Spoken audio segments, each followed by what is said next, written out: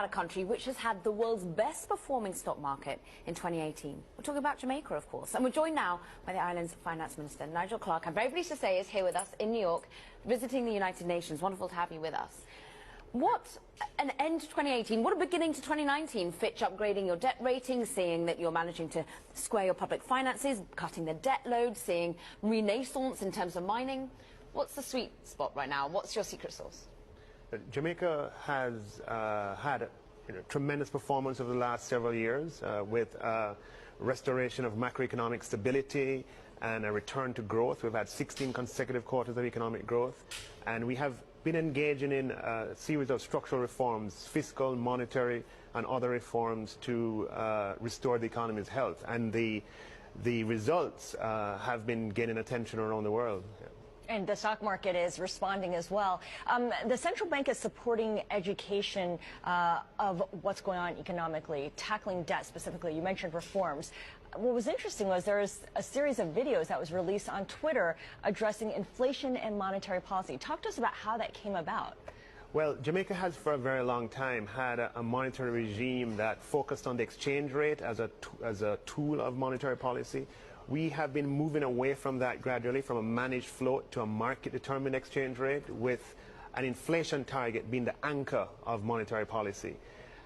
Late last year, in a speech I gave, I sent out a very light-hearted critique to the central bank, saying that they're doing all of this but not communicating to the Jamaican people, who ultimately they are accountable to. We have legislation in Parliament to make the central bank independent.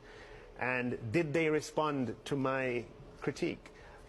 Responded by originating a series of videos designed to bring the Jamaican people into the conversation, into this big change that we're making, this policy change. We have legislation to make the central bank independent. So monetary policy, the implementation of it will be independent of the executive, and moving towards an inflation targeting regime as a cornerstone of monetary policy. And it was very important to communicate to the Jamaican people in the best way possible. And the fact is that in Jamaica, whether you're communicating about a glass of juice or beer, or you're communicating complex monetary policy, music helps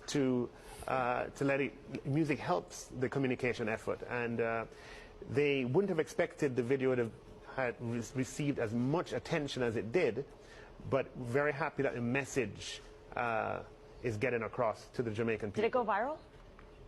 Did it go viral, the videos? The video, yes, the video went viral, absolutely. Measured by the number of times it was shared and the number of times it was viewed, it went viral and it was seen all over the world. I believe the central bank got comments from monetary policymakers in other countries. There it is. Recommending. Well, we can't listen in, but we can certainly watch it. There we go. There's the music. Exactly. Just showing how reggae can be a form of communication. I'm interested in the communication of how you talk about growth going forward. Because at the moment we're seeing what I think saw Fitch saying like you're going to get about 2% growth going for the next couple of years. But the Prime Minister's focus is for 4%. How is that to be achieved? Why is it not yet achieved? Yeah. So Jamaica, is emerging from a period of high debt and low growth over a long period of time. Our growth over 40 years was about 0.9%. Over the last 10 years was about 0.2%. Over the last 5 years, about 0.5%. We are now seeing growth at a level of 2%, and we've had 16 consecutive quarters of economic growth, the longest such stretch of quarterly growth since we started measuring growth quarterly in 1997. We, as you have quoted the Prime Minister, we want to elevate levels of growth, and so what we are investing in infrastructure to allow us to improve the productivity of business. We are investing in training to improve the productivity of labor, and we are reforming our tax system, bringing forth greater economic efficiency by getting rid of distortionary taxes that distort the allocation of capital in the economy.